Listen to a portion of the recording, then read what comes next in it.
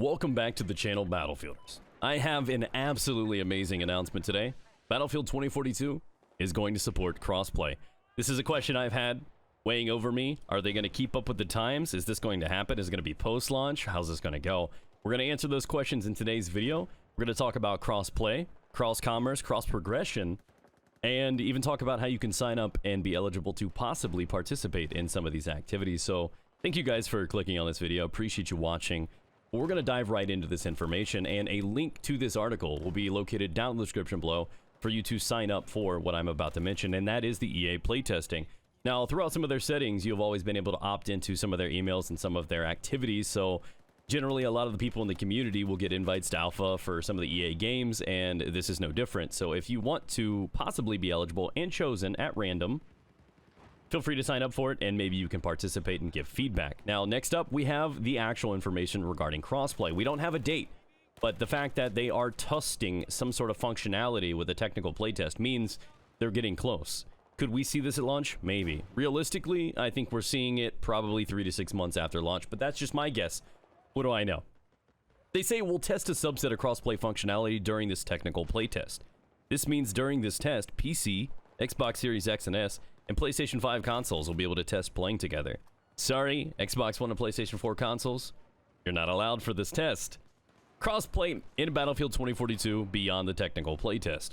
We're still building crossplay functionality, and the first opportunity for us to test it with a wider, invite-only group will be within the technical playtest.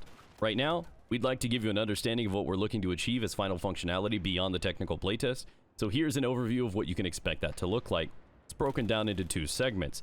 PC, Xbox Series X and S, and the PlayStation 5 consoles are on one wavelength.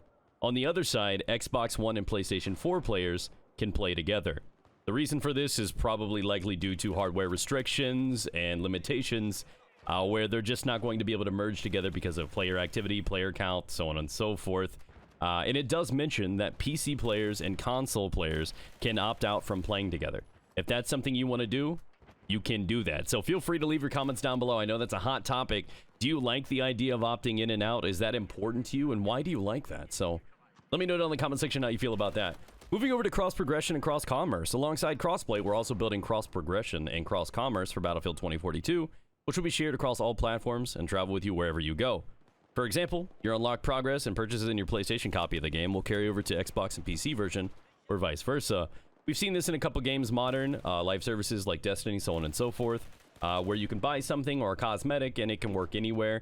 And I'm really cool with them embracing this system because, you know, a lot of companies want to make their money, and this is a very interesting way for it to happen. But I'm all for this. Crossplay was one of those things that I really wanted them to do. It was actually #1 on my list that I'd love to see. And though we may not have it at launch, it is coming. It is confirmed. And I couldn't be more exciting because this means active player base, and there's a lot of talk about the large player capacity for servers right now and the AI involvement, and this should hopefully alleviate some of the concerns that many people have, because if you have the option to play with a whole bunch of people, you shouldn't really have to ever worry about bots in your game. But hey, what do I know? So thank you guys for clicking on this video. Appreciate all of your support. Subscribe if you're new here, and tick that bell so you don't miss any future 2042 content updates and videos. And I'll catch the rest of you guys on the battlefield soon.